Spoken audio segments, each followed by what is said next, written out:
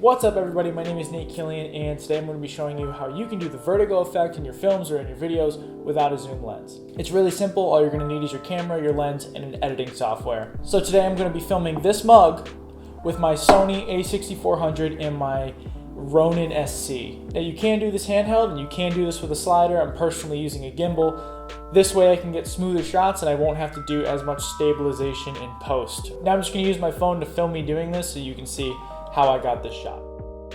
Now, as you can see, this is a really simple movement. All I did was mount my camera to my Ronin SC and I dollied in and out.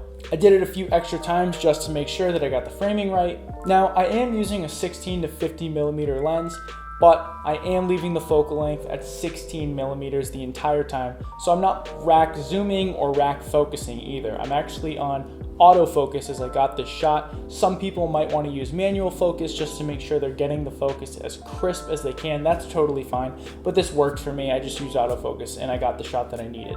Now, another thing you might want to keep in mind is having something in the background of your shot. When you have something in the background of your shot, this will really allow you to see that vertigo effect take place. All right, and now that we've finished filming, I'm gonna bring my footage and I'm gonna put it into Adobe Premiere Pro. So what I'm gonna do is I'm gonna click on my clip, I'm gonna scrub through and I'm gonna pick out which clip I wanna use, and I think I'm gonna use this one.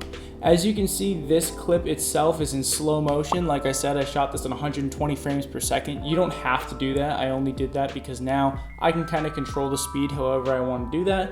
And you can also notice that it is going in reverse. So that's okay. The reason I chose to do that is because usually when I dolly backwards when I'm getting shots, it tends to be smoother than when I'm dollying forwards. So what I'm going to do is I'm going to drag this into my timeline. I'm going to go over to speed and duration. I'm going to click reverse speed and hit OK. And now our footage is going forwards in time. So now the next thing I'm going to do is I'm going to go up to Effect Controls and I'm going to click on Scale and create a new keyframe. And then at the beginning of my clip, I'm going to ramp this up to 200. And then I'm going to move over here and make another keyframe and bring it back down to 100 and drag that to the end of my clip. And now when you watch your clip, you'll start to see that vertigo effect. Another thing that I'm gonna do is I'm just gonna fix the position on here so that our shot is totally framed up well. So I'm gonna drag this up and drag that to the end. And now when I play this through, I'm perfectly framed up in the center, but I'm noticing that I still kind of want it to be a little faster just so that vertigo effect is really a lot more prominent. So I'm gonna go into speed and duration and I'm gonna ramp this up to 250%. And as you can see, you're just really seeing that background move and giving you that vertigo effect. I also want to color correct this a little bit. So what I'm going to do is I'm just going to drag this adjustment layer over here, go into color, and I'm just going to add a LUT. All right guys, so that is the tutorial today. That is how you can do the vertigo effect without a zoom lens in Adobe Premiere. If you liked this video and you found it helpful, make sure you hit that thumbs up for me.